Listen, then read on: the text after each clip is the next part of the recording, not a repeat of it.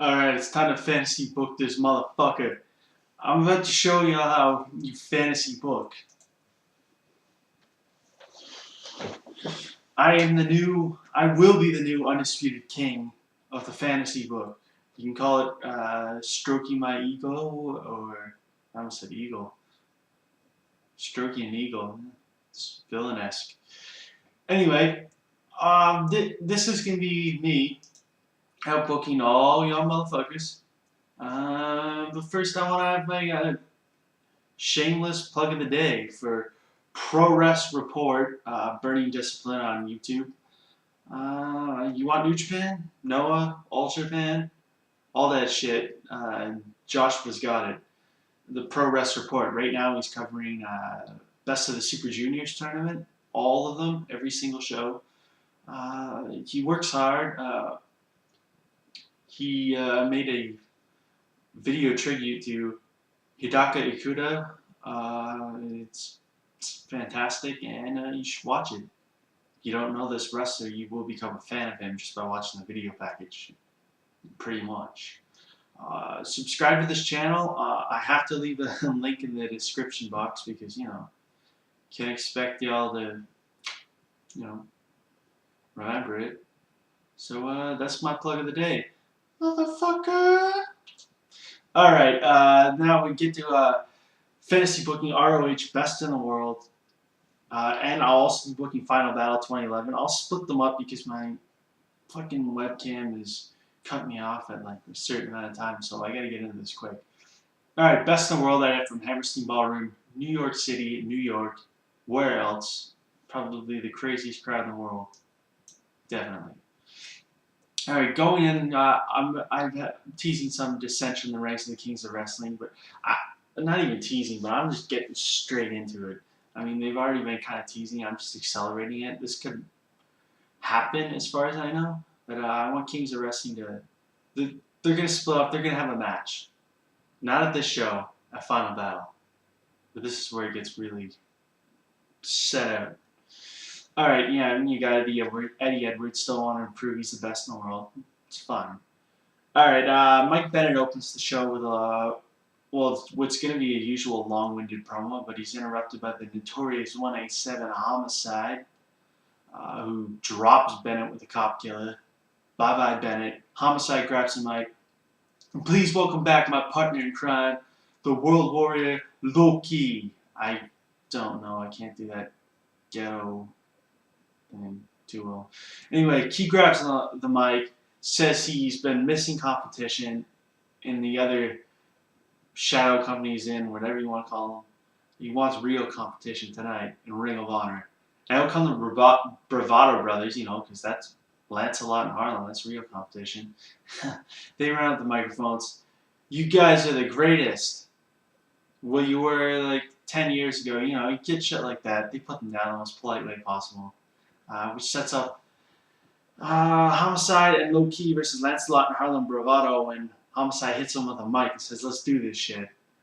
This is a surprisingly competitive matchup until about the 3-minute mark when Key and Homicide take it over. You get your cop killer, ghetto stomp, you get all that shit. Pretty much squash. Homicide and Low Key celebrate the victory there out of the ring. I know it's a squash. It would work with the Bravado brothers. They would say that their grandmother was sick and they were worrying about her. They had food poisoning, they were under the weather. They'd have some kind of excuse which would make them even more over his heels. So yeah, they wouldn't be hurt by it. Alright, then we have a comedy match extraordinaire, comedy wrestling extraordinaire, Colt Cabana and Danshoku Dino, having simultaneously the gayest and the funniest match of all time. Definitely in Ring of Honor. You don't even need build for this. Flying assholes, flying penis, Canadian destroyer with a head in the tights. I mean, all kinds of crazy shit. Funny stuff. Everyone's enjoying it. We'd all eat it up with a spork and a knife. This would just be great. The only person not amused is Claudio, who comes out of nowhere and just bicycle kicks the side of Dino's face and choke slams Colt Cabana to the ring frame on the over the top rope. And then hits the release Ricola bomb, just dropping Dino right in the middle of the ROH logo. He picks up the microphone. He says, "I'm tired of hearing about Davey Richards." He doesn't sound Swiss. Uh, Tonight, I crushed both Eddie Edwards and Davey Richards' dreams when I become the Ring of Honor champion. And I set out to become the longest reigning champion, not in just Ring of Honor history, in the history of all wrestling. So, going after Bruno and stuff. Claudio drops the mic and gets out of the ring. He sends a huge message. That sets up my main event. Let's say that. Then we have Double Danger Scramble 2. El Generico versus Jay Lethal versus Adam Cole versus Kyle O'Reilly versus Tommaso Ciampa versus TJ Perkins. I'd actually have TJ win here. Post-match, TJ get on the mic, say he signed a full-time Ring of Honor contract, and he's ROH now. I have big plans for him. He's a marketable guy, good look. Whoever put him under a hood is a fucking idiot. Pre-match for the next match, leading up, you'd have Steve Corino issue a challenge to House of Truth. Their feud kind of heating up. 6-man tag. Truth tells Steve he's washed up, and so is his junkie friend Jimmy Jacobs. He doesn't have a third man, but he'll accept the handicap match nonetheless. Not thinking that Steve has a partner. So when Steve gets to ringside, he grabs the mic. I've made a big revelation, whatever. I've taken a huge step towards recovery lately. And an old friend who I stabbed in the back has forgiven me. I'd like to bring him out here. He is the third man on my team.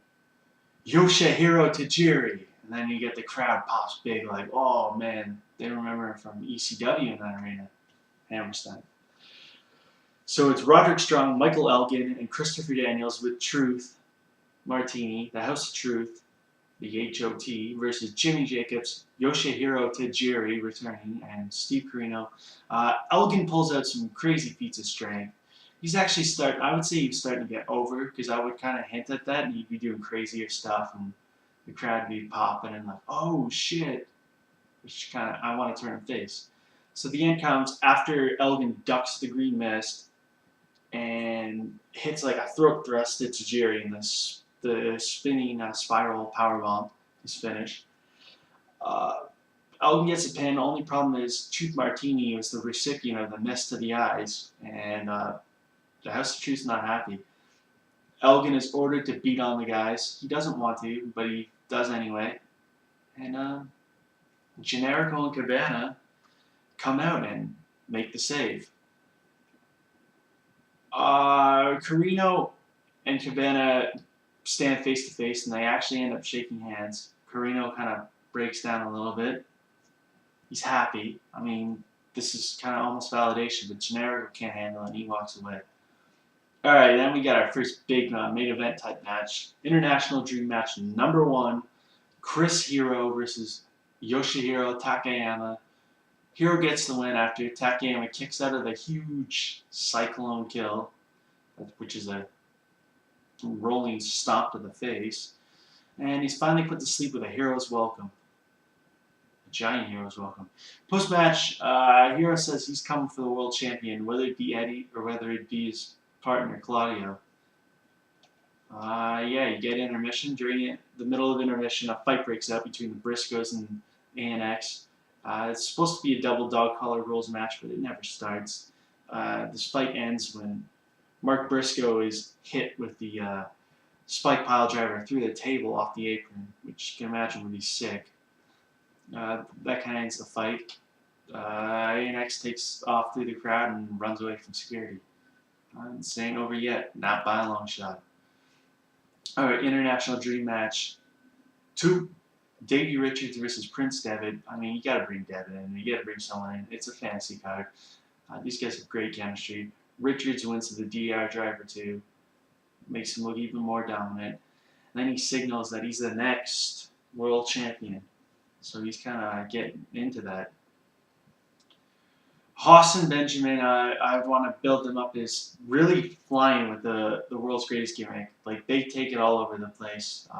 They want to face anyone who's considered world's greatest, or wrestling's greatest, or whatever you want to call it, best in the world. And their first international challenges are from Big Japan. So this is the International Dream Match number 3. Charlie Haas, Shelton Benjamin, wrestling's greatest tag team, self-proclaimed. The champions versus the challengers, Daisuke Sekimoto and Yuji Akabayashi. This match ends up to Shelton as the top rope avalanche exploder. Obviously, would be classic. You can't really build that much, but it's a whole angle. Wrestling's greatest, the world's greatest tag team, all that stuff. Like they're the best in the world. That's their thing. We're the best team in the world. We're the best in the world, right? So they strongly state that by getting the victory. We're one of the best teams in the world. Going to the next match, Eddie Edwards is still obsessed with Davey, and he still confronts him at Supercard post-match. Only this time, Claudio Castagnoli interferes before Davey can answer, and he takes them both out, just destroys Eddie and Davey, and grabs the Ring of Honor title, hoists it in the air, and this kind of is basically your build for the next match. You got Claudio coming in as the powerhouse, the destroyer, just taking on everything. He should be coming out to Taz's old song, War Machine. I mean, he's just dominant. And Eddie's coming in. He's had to overcome the challenges. He's had tough fights. He's had to work for all his wins. And, you got like the tough, gritty Boston working guy versus the destructive powerhouse who just wants to kill everything. ROH World Title match: Eddie Edwards, the champion, versus Claudio Castagnoli. I would have Claudio win after a long, hard-fought match. Maybe a full 25-30 minutes. Claudio wins with the neutralizer when Eddie passes out from the pain. Busted open and everything. Hero comes out post-match, shake Claudio's hand.